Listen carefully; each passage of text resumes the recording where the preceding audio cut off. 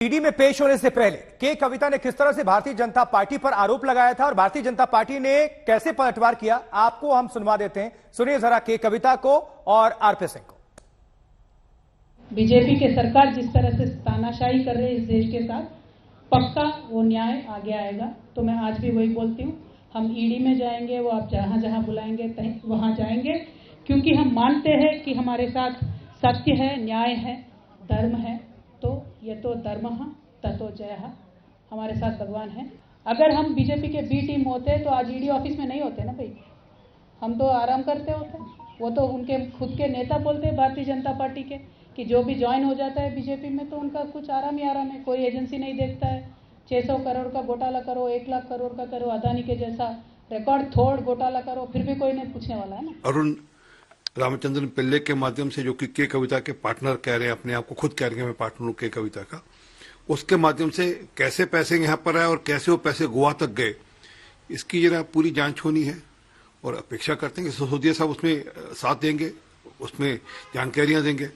अगर आपको याद हो, गोवा के अंदर कुछ आम आदमी पार्टी के कार्यकर्ता पकड़े गए थे और उन्होंने माना था कि हाँ हमारे पास पैसा दिल्ली से आया और हवाला के रूट से आया।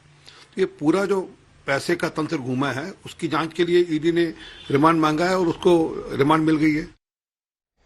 तो के कविता से पूछताछ इस वक्त दिल्ली में ईडी हेड ऑफिस में जारी है और इस पर और ज्यादा जानकारी हासिल करने के लिए मुनीश पांडे का रुख कर लेते हैं। हमारे साथ हमारे संवाददाता जुड़े हुए। मुनीश, पूछताछ चल रही है, 1 घंटे से ज्यादा का वक्त बीत चुका है, लगता है काफी बड़ा दिन होने वाला है के कविता के लिए ईडी दफ्तर के अंदर।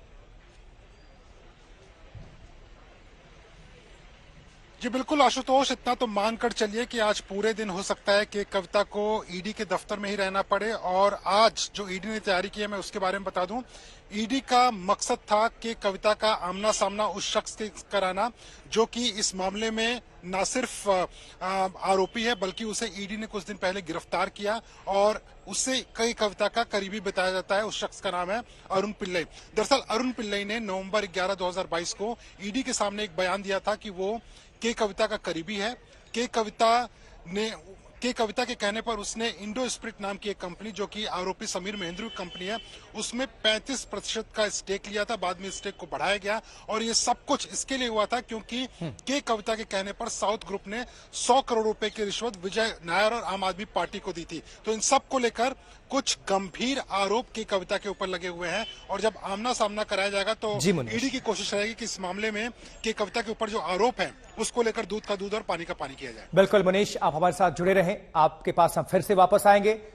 अमित भारद्वाज भी हमारे सहयोगी जुड़े हुए हैं। अमित, एक तरफ पूछताछ चल रही है, दूसरी तरफ विरोध प्रदर्शन हो रहा है, आपकी मौजूदगी कहां पर है और लोग क्या कह रहे हैं? बिल्कुल आशुतोष, देखिए पूछताछ एनफोर्समेंट डायरेक्टरेट कर रही है, लेकिन बीआरएस के जो वर्कर्स हैं वो इस वक्त तेलंगाना भवन पे प्रोटेस्ट कर रहे हैं। कुछ ही देर पहले यहां पे एफईजी जलाया गया था, पुतला फूका गया था। तेलंगाना बीजेपी अध्यक्ष बंदी संजय कुमार, उनके खिलाफ उनका पुतला फूका गया। मोदी सरकार के खिलाफ नारेबाजी हो रही है और बीआरएस के कई सारे वर्कर्स हमारे साथ इस वक्त है। आप लोग क्यों नारेबाजी कर रहे हैं? जब एनफोर्समेंट डायरेक्टरेट अपना काम कर रहा है तो आप लोग विरोध प्रदर्शन क्यों कर रहे हैं? देखिए, जो प्रवर्तन निदेशालय अपना काम कर रहा है, हम उसमें कहीं भी रुकावट नहीं बनना चाहते और बन भी नहीं रहे हैं। यदि हमने गलती की है तो वो भी सामने आएगी। धर्म का आगे अंजाम क्या होना है आप सबको पता है। जीत तो धर्म की ही होनी है, सत्य की ही होती है। और कहीं ना कहीं जो आज हम धरना प्रदर्शन यहाँ कर रहे हैं, जो हम यहाँ पुतले को जला करके नारेबाजी कर रहे हैं, तो मैं आप लोगों को बताना चाहती हूँ कि जिस तरह से मोदी सरकार अपनी राजनीति खेलने के लिए एक इतने नीचे स्तर पर गिर चुकी है कि वो आप सब जानते हैं कि 9 राज्यों की चुनी हुई सरकारों को गिरा करके मोदी सरकार ने अपनी सरकार बनाने की कोशिश की। और बनाने की आपसे सवाल, मोदी सरकार के खिलाफ नारेबाजी क्यों? क्योंकि ये तो शराब घोटाले की जांच चल रही है इस वक्त। नो, हम नारेबाजी शराब घोटाले के जांच चल रही है उसके लिए नहीं कर रहे। जो हमारा प्रांतीय भाजपा का अध्यक्ष बंडी संजय कुमार ने जो गैर कानूनी रिमार्क्स किए हैं हमारे लीडर, ठीक है अमित, शुक्रिया आपका, लेकिन सवाल वही है, जब कुछ किया ही नहीं तो डर काहे का?